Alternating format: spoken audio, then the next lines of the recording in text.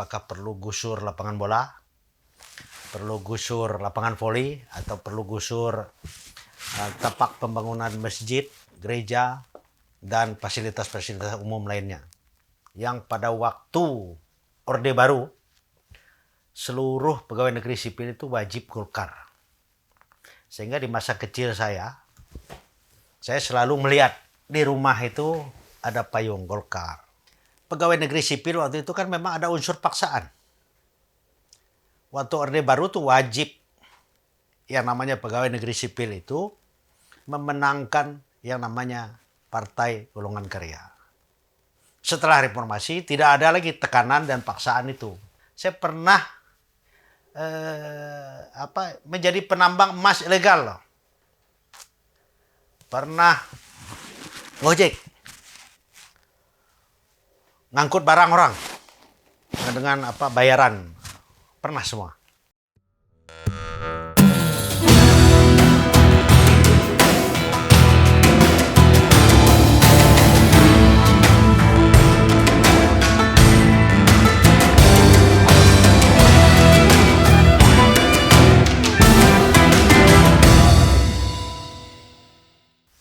Baik, nama saya Krisantus Kurniawan, nomor anggota A243, fraksi Partai Demokrasi Indonesia Perjuangan, Komisi 1, kemudian di alat kelengkapan DPR, saya di Badan Kerjasama Antar Parlemen, BKSAP.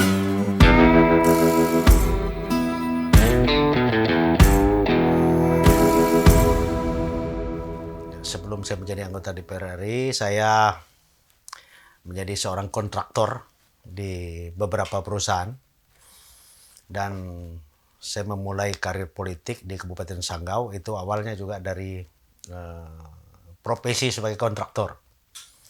Waktu itu ada sebuah perusahaan Malaysia di sana di bidang perkebunan sawit, yaitu PT Saim Indo Agro, kemudian PT Mitra Austral Sejahtera, dan PTPN Nusantara 13. Saya memulai bekerja di ketiga perusahaan tersebut sebagai kontraktor, membuka perkebunan kelapa sawit, plasma untuk masyarakat. Dan pada waktu itu sebetulnya tanpa saya sadari, jadi setiap saya mengerjakan pekerjaan di lapangan, saya selalu bertanya kepada masyarakat, apa yang kalian perlukan di sini? Apakah perlu gusur lapangan bola, perlu gusur lapangan voli, atau perlu gusur tapak pembangunan masjid, gereja, dan fasilitas-fasilitas umum lainnya.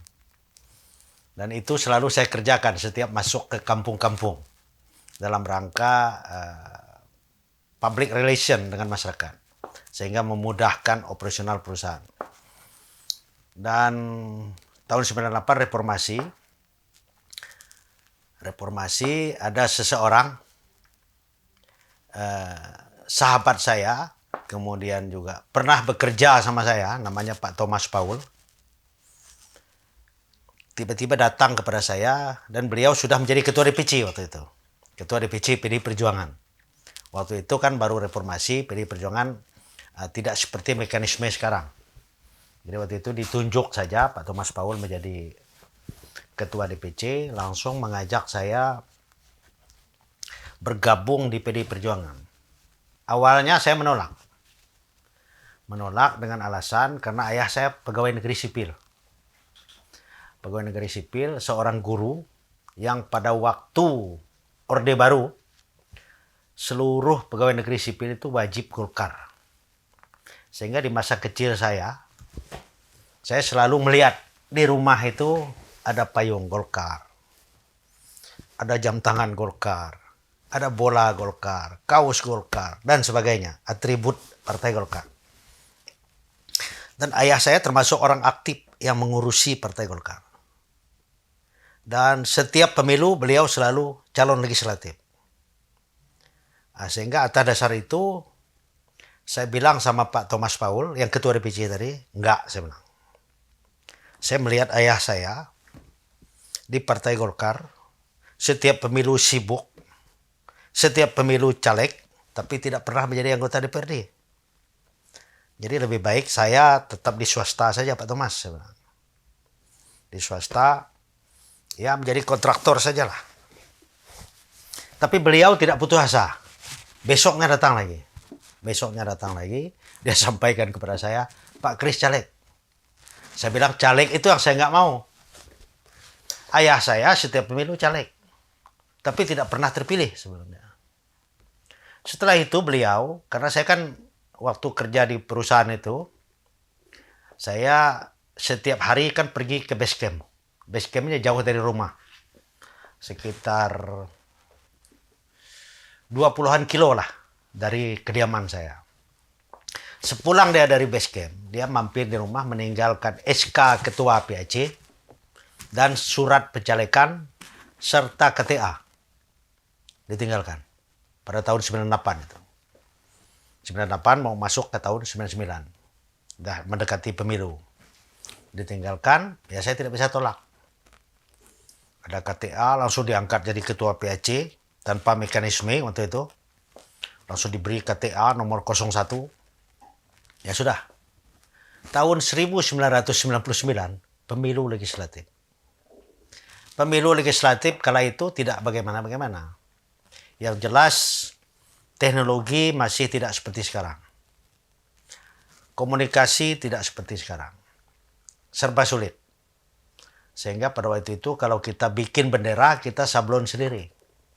Bikin baju kaos juga kita beli baju polos merah, sablon sendiri. Kalau bikin baleho pakai papan triplek. Itu disemprot pakai semprotan obat nyamuk. Obat nyamuk cair. Ya seperti itu. Pemilu tahun 1999 berkampanye juga tidak terlalu bagaimana. Jadi sekedarnya saja. Tapi karena memang waktu itu opini rakyat memang sudah sangat berpihak kepada PDI Perjuangan. Kemudian Ibu Megawati juga menjadi satu figur sentral yang sangat dicintai oleh rakyat Indonesia.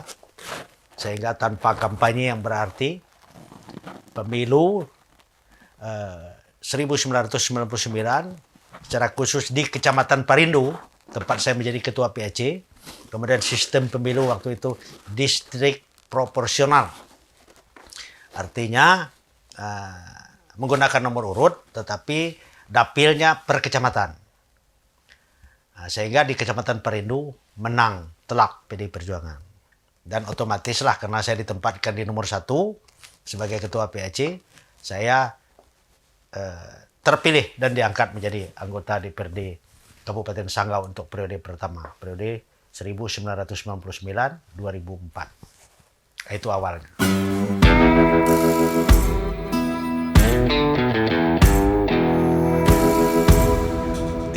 Tidak sama sekali. Karena pegawai negeri sipil waktu itu kan memang ada unsur paksaan. Waktu Orde Baru tuh wajib yang namanya pegawai negeri sipil itu memenangkan yang namanya Partai Golongan Karya. Setelah reformasi tidak ada lagi tekanan dan paksaan itu. 99. Sehingga ayah saya juga ya dengan senang hati mendukung saya karena sebetulnya walaupun pada waktu itu ya secara formal Golkar, tetapi implisit di dalam hati sanubari ayah saya itu PDI. Itu sebenarnya karena ada unsur paksaan saja. Nah, sehingga ketika saya masuk PDI Perjuangan, yang namanya PDI Perjuangan, saya tidak pernah PDI ya. PDI Perjuangan. Saya tidak pernah PDI, tapi PDI Perjuangan. Ayah saya mendukung, sangat mendukung.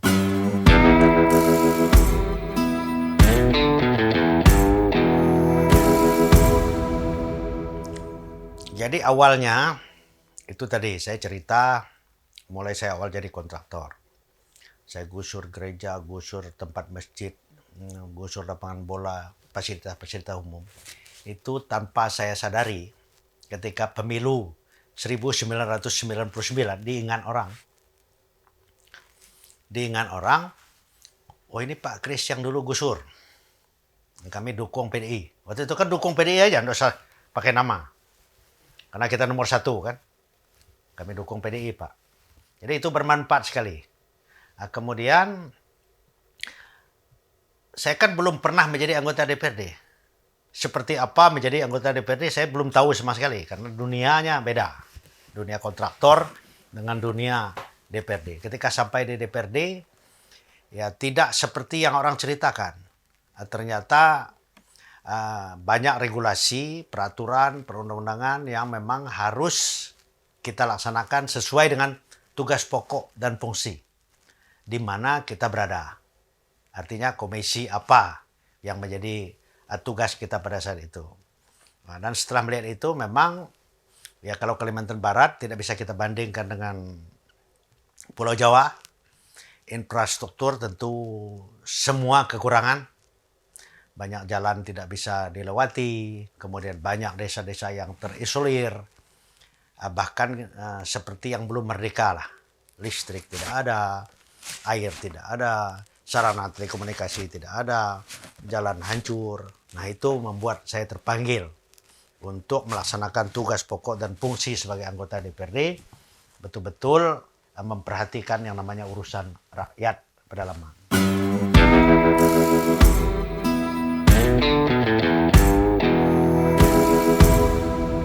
Ya, jargon itu adalah jargon yang saya ciptakan, saya berani klaim itu saya ciptakan. Itu dari awal saya meniti karir politik. Jadi jargon itu sebenarnya mencerminkan rakyat kecil. Banyak orang-orang yang sudah sekolah tinggi, kalau punya gelar 2, 3, malu untuk membuat jargon yang tidak berkualitas, yang tidak menunjukkan bahasa intelektual. Kadang-kadang membuat jargon yang justru rakyat tidak mengerti. Dengan kata-kata implementasi, dengan kata-kata komprehensif, holistik, dan sebagainya. Akuntabel, dan sebagainya. Tentu rakyat desa tidak mengerti itu. Tidak paham itu. Dan kadang-kadang orang yang sudah sekolah tinggi malu dengan kalimat seperti saya. Karena dia ingin menunjukkan bahwa dia orang sekolah. Orang intelek. Nah, tentu dengan bahasa-bahasa intelektual, bahasa-bahasa akademik yang memang rakyat kecil tidak mengerti. Nah, perut kenyang jalan lancar itu sebenarnya adalah sebuah cerminan diri saya. Saya lahir dari rakyat kecil. Saya pernah melakukan pekerjaan apa saja yang dilakukan rakyat. Sampai, mungkin adik tidak percaya, saya pernah menjadi penambang emas ilegal loh. Pernah ngojek, ngangkut barang orang dengan bayaran, pernah semua. Jadi apa yang dikerjakan rakyat saya pernah lakukan. Sehingga saya buatlah jargon saya perut kenyang jalan lancar. Perut kenyang jalan lancar kalau kita artikan dalam artian masyarakat pedesaan ya. Saya tanya siapa yang belum makan mampu jalan? Atau siapa yang belum makan, tidak makan, mampu nyangkul. Atau siapa yang tidak makan, mampu bekerja. Atau siapa yang tidak makan, bisa produktif. Saya yakin tidak ada. Tapi kalau sudah makan, perut kenyang, tidak ada jalan sekalipun, itu semak-semak, kita bisa terobos semak-semak. Mampu kita terobos semak-semak. Nah, kalau kita artikan secara intelektual, perut kenyang itu maksud saya sebetulnya kesejahteraan. Jadi tidak hanya semata-mata kita makan nasi, perut kenyang, tidak. Tapi itu kesejahteraan yang meliputi segala bidang. Artinya pelayanan kesehatan sudah maksimal, pendidikan sudah baik, kemudian kesejahteraan keluarga juga terpenuhi, sandang papannya, itu sebetulnya. Kemudian jalan lancar, bukan diartikan sebagai jalan, tapi infrastruktur, baik itu jalan, telekomunikasi, sekolah, puskesmas, dan lain sebagainya.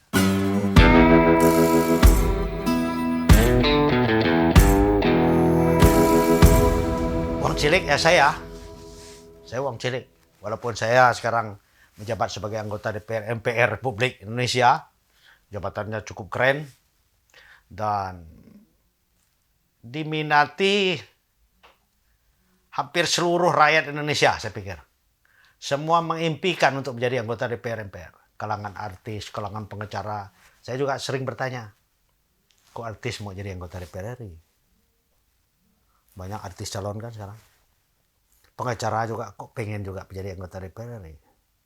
Sementara saya sudah menjadi anggota DPR RI.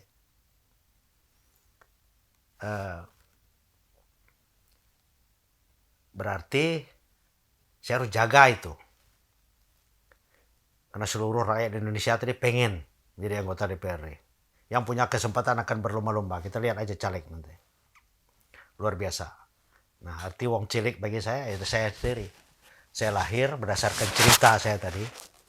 Ya seperti itu wong cilik. Pekerjaan apa saja yang penting bisa mengisi perut. Nah, jadi banyak daerah-daerah yang belum merasakan hadirnya sebuah negara di situ. Belum merasakan hadirnya sebuah pemerintahan di situ. Mereka betul-betul mandiri. Mandiri dengan kemampuan sumber dayanya. Mandiri dengan kemampuan sumber daya alam yang ada di situ.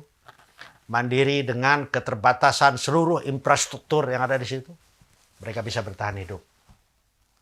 Nah, itu yang harus pemerintah cermati saat ini. Masih banyak daerah-daerah yang seperti itu. Nah, itulah cerminan wong cilik. Maka kita harus banyak bersyukur. Banyak bersyukur. Saya kalau di lampu merah, di traffic light, setiap traffic light, saya lihat ada pengemis, ada pengamen, ada yang jual tisu, ada yang jual kacang. Saya justru salut sama mereka. Kok mereka bisa bertahan hidup seperti itu. Maka saya tidak pernah mau lihat ke atas. Kalau kita lihat ke atas, kita tidak akan pernah puas. Tapi kalau kita lihat ke bawah, berjuta-juta orang yang nasibnya tidak seperti kita. Nah, itulah wong cilik.